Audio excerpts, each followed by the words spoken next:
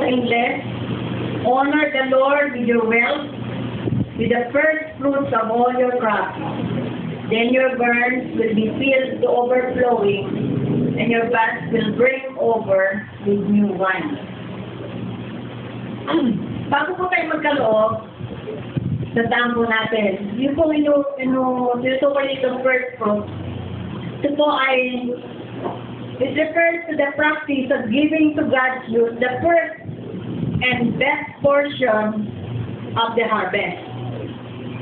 Madalas po sa atin, mga tao, ang binibigay po natin yung tira-tira sa Panginoon. Yung pong tithe, tignan po muna natin yung growth. Yung 10% nun, ang para sa Panginoon. Sa Kanya po talaga yon. So, pag nag-o-offering tayo, doon tayo kukuha sa 90%. Kasi po nangyari, hinahati.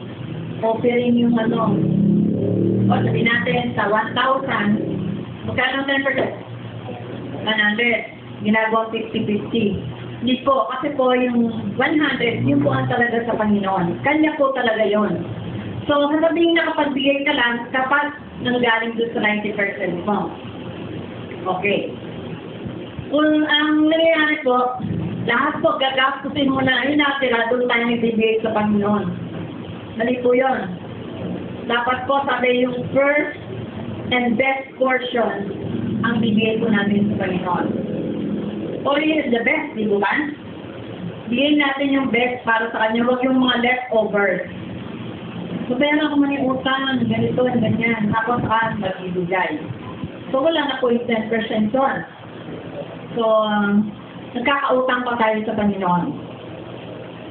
So, isa pong bagay pa, mas mainam daw po bigay natin yung best part sa ating income. Yung nga po iba, hindi lang 10%, 20%. Depende po yan sa conviction mo. At, mararamdaman mo po yan eh. Maring higit pa doon, ay higit mo. Depende sa'yo. Depende sa conviction mo. Pero sinasabi lang po 10%. Bilang nga po 10, di ba ibigay eh. Inutang pa natin. Sabi dito, it demonstrates that God, not possession, has first place in our lives. And that our resources belong to Him. Na siya po, o tayo po ang mga managers lang, o stewards lang po ng God's resources. Dati tayo po yung mga katiwala lamang. Katiwala lang po ng lahat na tinatanggap natin. At sabi po, ang pagbibigay po ito, ay sabi, it helps us to conquer greed. So, nangyayari po, di ba? Ngayon natin may bigay, iniisip agad natin wala nang matitira. So, nangyayari, bigyan ko na lang na offering. Wala na yung tithe. So, mahalaga po ang tithe para po sa gawain ng Panginoon para sumulong to. Alam niyo naman po, hindi po andar o hindi susulong ang gawain pag walang pera. Wala nga naman po maglalakad. Buti kung malapit lang, kaya lakarin eh. No? Eh kung ano ba, pupunta ka sa malayo, hindi pwede sabihin mo maglakad ka na lang. So, kailangan po yung pera. At isa pong gusto ko lang liwanagin, maaaring yung iba, pag hindi naiintindihan, sinabihan mo ng tithe and offering. O ngayon, mission pa, mission offering. At ito po is every first Sunday of the month. At ito po ay ginagamit naman po para po magpunta sa mga mission field. At mahalaga po ito dahil hindi man kayo sumama, kabahagi naman po kayo. Dahil yung pera pong pinagkagawag nyo, ay ginagamit po sa mission. Rest assured po na ang lahat ng binibigay nyo ay napupunta po sa gawain ng Panginoon. Makikita nyo po yan dyan. Nakapaskil na po ngayon yung ating financial statement. Para lang po natin kung ano nangyayari sa pera na pinagkakaloob po nyo. So, sa pagkakataon po ito, meron po tayong mission offering, meron po tayong tithe. At meron pa po tayo ng 1.5, no?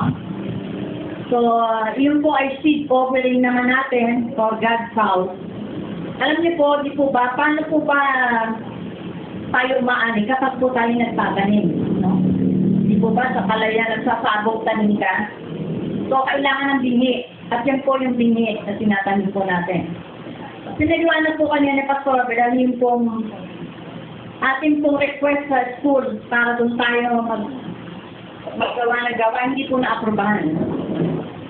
Hindi po kami nalulungkot kasi mayroong magandang gagawin ng Diyos. Magtiwala po tayo doon. Hindi po kaya ng Lord na maulunan tayo sa labas. No? May gagawin pong iba ang Panginoon. So mag-expect po tayo ng magandang bagay na gagawin ng Panginoon. Tayo po tayo manin lahat.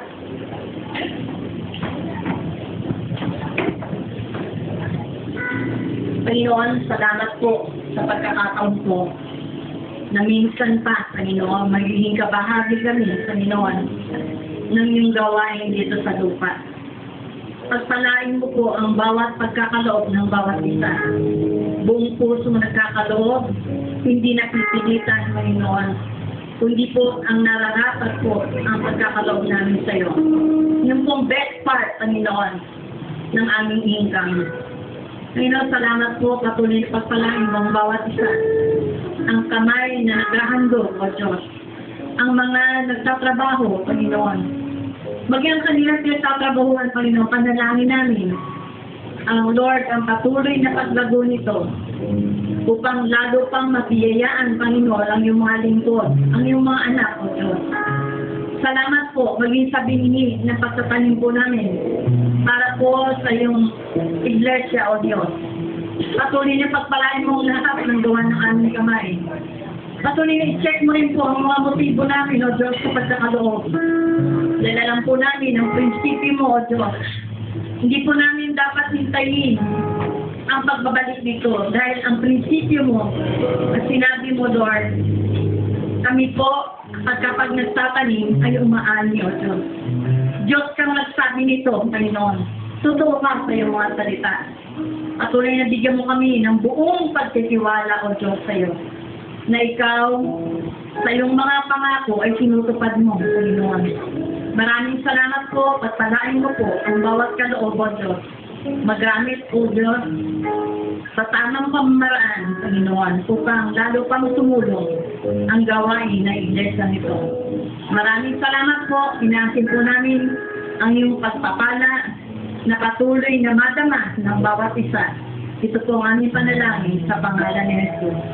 Amen and amen.